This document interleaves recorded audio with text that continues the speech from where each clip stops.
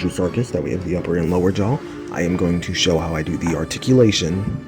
So pretty much what you're going to want to do is make sure it's lined up like how I have it, which I think about this is pretty good for the lining up. Then you're going to want to take a wooden skewer and stick it into the jaw. You have to make sure that there is something connecting the jaw, which I'm just going to take this out real fast. Right here is what the connecting the jaw to the actual part you want it to articulate from. So like that. So pretty much just make sure there's something there. And you're just going to want to, again, make sure the jaw is lined up.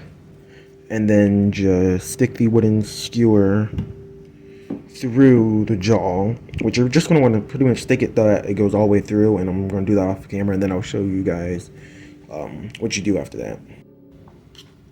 Okay. As soon as you have the wooden skewer inserted into the part that you want it to articulate at, which you can see it can open and close. So what you're going to want to do is you're going to want to take, so what I usually use is wire cutters, and you just want to pretty much, I'm going to cut the long side first. You're just going to want to cut it as close as you can to the actual jaw, or the part that you're having articulating if you want to do a different part. And so it basically should be mostly there, and you're just going to want to do both sides.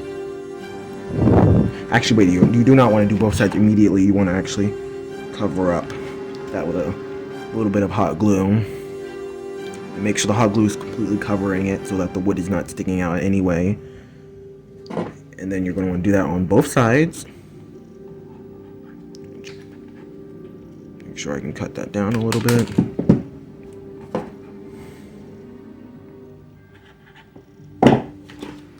Put another dot of hot glue. Make sure the wood is completely covered, and then boom, you have an articulated jaw. Before articulating, I would recommend to let the glue dry a little bit, which it should dry quickly. But yeah, then you have an articulated jaw. So yeah, here's our articulated jaw on our andrewsarchus, which I think it's coming out pretty decently so far. This is a little bit more of an accurate andrewsarchus, which you can kind of see if I just bring my computer over here, that it is based off the Jurassic World Alive andrewsarchus, kind of. So yeah, but it is going to have a few differences, mainly in the color. But yeah. So you guys at the next part, which I have to do the legs and detailing and a lot of other things. But yeah, here is our andrewsarchus so far, which I do need to add the toes, eyes, and fur. But besides that, this is actually pretty much complete, which is actually pretty sturdy as well. And yeah, it has the jaw articulation right here. Has a lot of teeth in its mouth. So yeah, I do like this figure so far. And yeah, oh, I actually also have to add the ears, but I'm gonna do that after I add like the fur and stuff. But yeah, I'm probably gonna go move on to do that, and I'll see you guys in the next part. And here is our completed andrewsarchus, which I added all the detailing and stuff, which it needs to be painted still. I also extended the mouth because it was really short and didn't look like an andrewsarchus, so I decided to extend it so it looks more andrewsarchus-like. But yeah, anyways, I also did adjust the tail to make it swoop down a little bit more, instead of being like sticking out a little bit more. And then added toes. I decided not to give it hooves. You know, sometimes you see andrewsarchus with hooves, and I just decided to go without the hooves. And then yeah, so I got little teeth in there. And yeah, this figure came out pretty nicely. Also, you can see the hair, which is only covering the top of it mainly. But yeah, I'll show you guys what this looks like once it gets more completed. And here's the final results of our andrewsarchus. And I think it came out pretty nicely. I did not spray the sealant spray to seal in the paint yet, so keep that in mind. But yeah, this is pretty much it. Done. It is dry mostly. But yeah, pretty much we have the jaw articulation. Also a lot of teeth, which it's insane how much teeth this thing actually has. But yeah, I also was able to add the fur texturing to the top. I didn't add it down the full body because a lot of more modern and reconstructions of andrewsarchus don't actually have completely covered in fur, so I decided to go with that. But yeah, it is definitely based off the Walking with Beast andrewsarchus, at least for the color scheme, and a little bit in the head. But yeah, I think this figure came out pretty nicely. Nothing crazy. The legs are pretty normal, to decided not to give it hooves because you do see it on andrewsarchus from now to now. But yeah.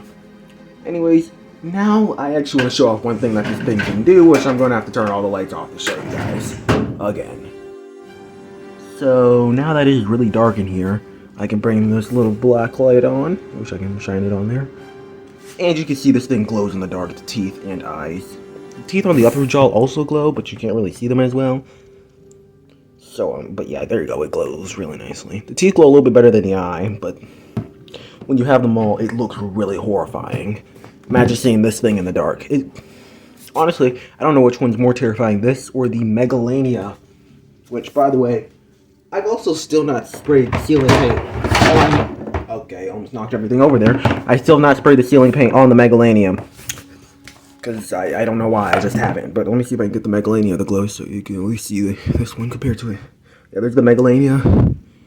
And here is the andrewsarchus. So, yeah, we'll get back to the Megalania later. But for now, let me turn the lights back on. Okay, now that I turned all the lights back on, let's do a measurement of this figure. It measures in at about 9 inches. Actually, yeah, no, basically, actually about 9.5 now that I think of it. And then in height, at the top of the head, about 4 inches. So, yeah. And then in width, which I wanted to do for no reason, I'd say 2.5 inches wide. And I don't know why, but for fun, I tried to see this fit in the, crate, like the crate for the Atrociraptors that Mattel made. It does not. It's too wide and also a bit too tall to fit in there. But yeah, first let's compare this to, which we're moving on to the size comparison. Here's it compared to a Jurassic World human figure, which you can see andrewsarchus is absolutely massive since this is one of the largest mammalian land predators. I think it may not be the largest anymore, but I know it's still close to being one of the largest. Next we have the Safari Megalocerops, which gets dwarfed by this. Weirdly enough, it actually sizes up pretty decently with the Jurassic World Baryonyx, in my opinion. With it, honest. Next, if you want to know pretty much identically how big this thing is, if you have Beast of the Mesozoic Spikelops, it's pretty much identical in size to that. I think the Spikelops is just slightly longer, but like maybe like half a centimeter, I'd probably say. Maybe a little bit more than that. But the Spikelops from Beast of the Mesozoic is almost identical in size to this thing. Next, so let me just set that down. Okay, now next, here is it compared to this Forest Raucus figure, which I can't remember what company made it, but yeah. Oh, it's so tall you actually can't see it in frame. But yeah, this is just a random Forest Raucus figure. I'm not 100% sure what company made it though. Next, here is it compared to the Utahraptor I made, which the Utahraptor is definitely oversized. It should probably be a bit smaller than this, but it still sizes it up okay enough. Though, yeah, again, keep in mind that Utahraptor is way too big, which I think I've actually kind of fixed my oversizing issue, because this andrewsarchus is actually pretty to scale. Next, we have it compared to the Megalania, which it is... The Megalania is really, really long, but I'd say they're about the same size if you could like fold the tail of the Megalania. Next, here's it compared to the old Helicoprion that I made, which sizes up with pretty nice looking. Let me just center these a little bit more, but yeah, here's it next to that Helicoprion. Then here's it also next to a Jurassic World Atrociraptor, which Atrociraptor Red, which you can see it gets absolutely dwarfed by. And then we have the, I believe, not Dino Rivals, can't remember what this is, but a mammoth figure. I can't remember exactly what company at this time. I think it's like Primal Rage or something like that, or I don't really know. Primal something, but yeah, here's the mammoth. It's actually orange like the andrewsarchus and about the same size. It's a little bit taller though. And then also here is it compared to the engine vehicle that Mattel made, which this thing sizes up with pretty decently actually. It's pretty massive in comparison, in my opinion. So yeah. Now for my final thoughts on those andrewsarchus that I made. I think it actually came out pretty nicely. Honestly, the Post-Asuchus, I'm not a big fan of the head that I made recently. The Megalania, I think, is actually great. In fact, the only issue with it is like the face could be a little bit longer, which the andrewsarchus would also have that issue if I didn't elongate the face. But thankfully, I did do that, so it does look better. And yeah, the Odobonoceratops. There's actually literally nothing wrong with it. I just don't know why, but I'm not the biggest fan of the Odobonoceratops that I made. But again, this and the Megalania, I think, are my favorite two things that I've made recently.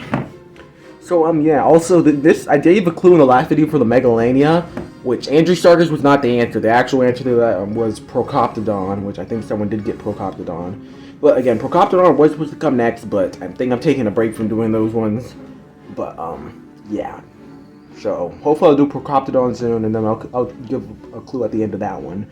So, sorry about that, and I'm not going to give a clue at the end of this one, because I don't know if I'm doing Procoptodon next, or if I'm just going to do something miscellaneous. But, yeah. If you have a suggestion for a creature, I recommend you comment it down below. I'll take it into consideration. I may not do it right away. If I do decide to do it, it may take me a little while, especially if it's something larger or even big. Honestly, just try to keep it an animal that's around this size, at least. If you want to see it happening soon, it's more likely to get picked since, yeah. Just those are easier to do. They take less time. This only took me like a day to do. So, yeah. I'll see you guys in the next video, and goodbye.